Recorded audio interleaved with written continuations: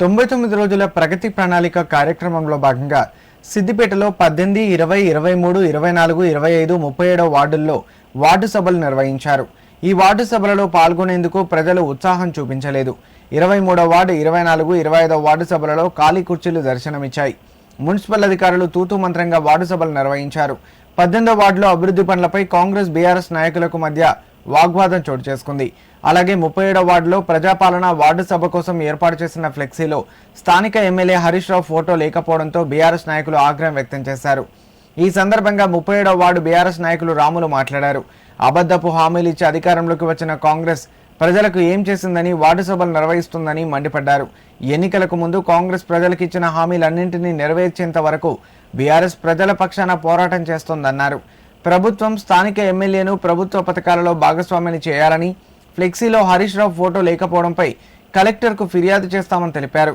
ఇప్పటికైనా కాంగ్రెస్ ప్రభుత్వం ప్రజాస్వామ్యబద్ధంగా పరిపాలన కొనసాగించాలని డిమాండ్ చేశారు.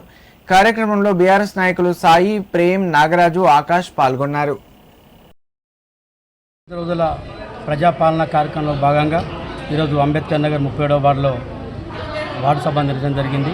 ఆ కార్యక్రమంలో మా కార్యకర్తలందరూ, సీనియర్ నాయకులందరూ పాల్గొనడం జరిగింది. ముఖ్యంగా ఈనాడు ఈ 99 రోజుల పరిపాలనలో భాగంగా, ప్రజాపాలనలో భాగంగా ప్రభుత్వం చేసేపడే కార్యక్రమాల గురించి మేము ప్రశ్నించడం జరిగింది. ఏ ఒక్కటి కూడా అమలులోకి రాలేదు. కాబట్టి వాటి మీద ప్రశ్నిస్తే కొందరు అధికారులు వాళ్ళు నిర్లక్ష్యంగా సమాధానం చెప్పడం జరిగింది. అట్లే మాజీ కౌన్సిలర్ గారు కూడా సరిగా సమాధానం చెప్పలేదు.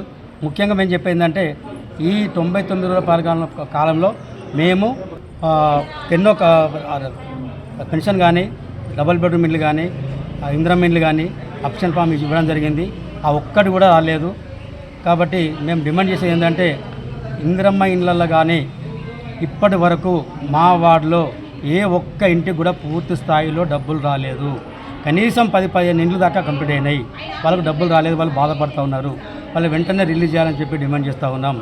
ఈ ఇందిరమ్మ ఇళ్ళల్లో ఇంకా చాలామందికి వాళ్ళకు రాని వాళ్ళు ఉన్నారు. వాళ్ళకు కూడా వెంటనే శాంక్షన్ చేయమని కోరుతూ ఉన్నాం. మరియు ఇంటి స్థలం లేని వారికి కూడా వాళ్ళకు వెంటనే వాళ్ళకు మంజూరు చేయాలని చెప్పి కోరుతూ ఉన్నాం. ముఖ్యంగా ఈ పెన్షన్ల విషయంలో మాత్రం చాలా ఇబ్బందికరంగా ఉన్నది. వాళ్ళు చాలా బాధపడుతూ ఉన్నారు. వెంటనే పెన్షన్లు ఇవ్వాలని మేము మా వార్డు తరఫున కోరుతున్నాం.